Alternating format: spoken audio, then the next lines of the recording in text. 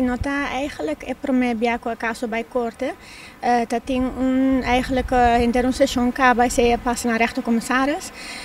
En dan eigenlijk nossa ganha caso acaba, dus rechtercommissaris avisa é temporada van ja, nós niet ontvankelijk, laten we zeggen OM tá niet ontvankelijk.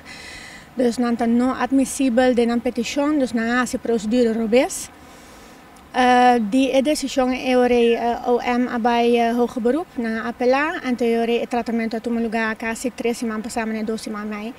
Então a nós a decisão, então é juiz não é bem aqui eigenlijk quase mais meu ainda, no sentido que não abai dia 30 de caso, então o que caso, então tu maior decisão, então bisa van ja, não tá mira nada robes, então me te mag die gewoon decidir of defender aan toerdos.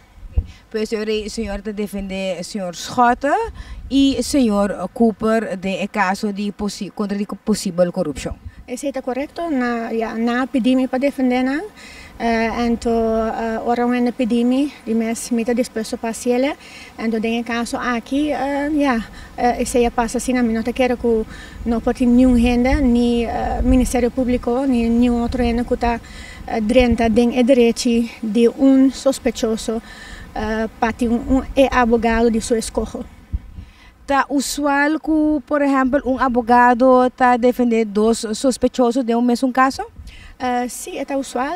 Me conheci caso recém, quando um lugar com advogado a defender mais que 5 acusados, me querer. Me tenho que ver se o Ministério Público se sempre está difícil.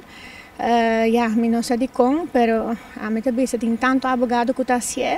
Então, a mim sempre só me ser esse problema eigenlijk. Mas, tem modo assim.